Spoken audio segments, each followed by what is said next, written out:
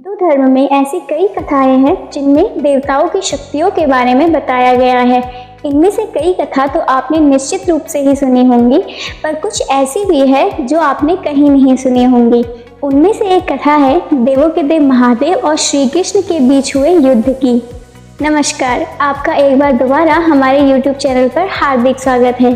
भगवान श्री कृष्ण विष्णु के अवतार माने जाते हैं। भगवान विष्णु और शिव एक दूसरे के भक्त भी हैं। पुराणों के अनुसार शिव को प्रिय न मानने वाला व्यक्ति विष्णु को कभी प्रिय नहीं हो सकता। इसी प्रकार विष्णु का शत्रु शिव की कृपा का कभी भी उपभोग नहीं कर सकता।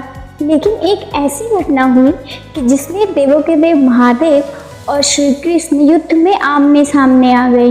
एक बार की बात है, राजा बलि के पुत्र वानासुर ने भगवान शिव की तपस्या करके उनसे सहस्त्र भुजाओं का वरदान प्राप्त किया। वानासुर के बल से भयभीत होकर सभी उससे युद्ध करने से डरते थे, जिससे वानासुर को बल का अभिमान हो गया।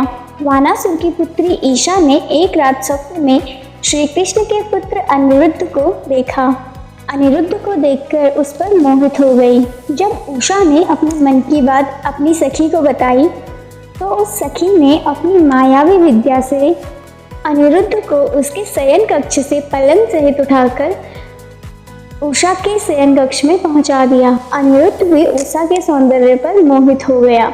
जब वानासुर को ये पता चला कि उसकी पुत्री के शयन कक्ष में कोई पुरुष है, तो सैनिकों को लेकर वानासुर उषा के शयन कक्ष में पहुंचा।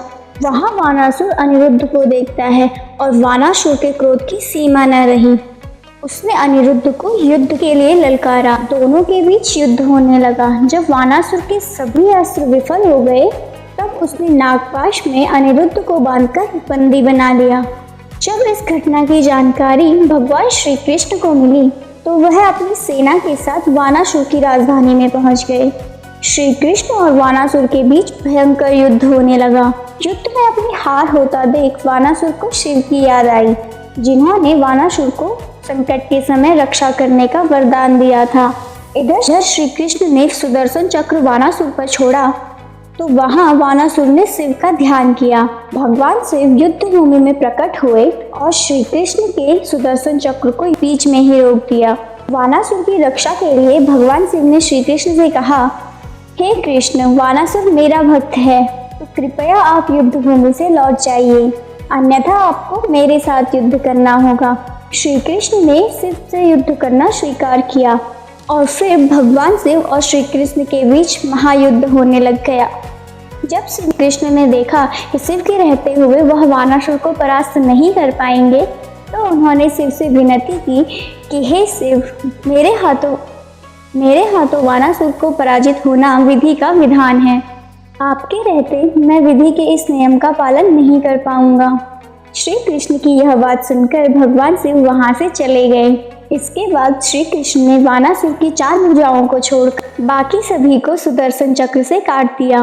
वानासुर का अभिमान चूर चूर हो गया और उसने श्री कृष्ण से क्षमा मांगकर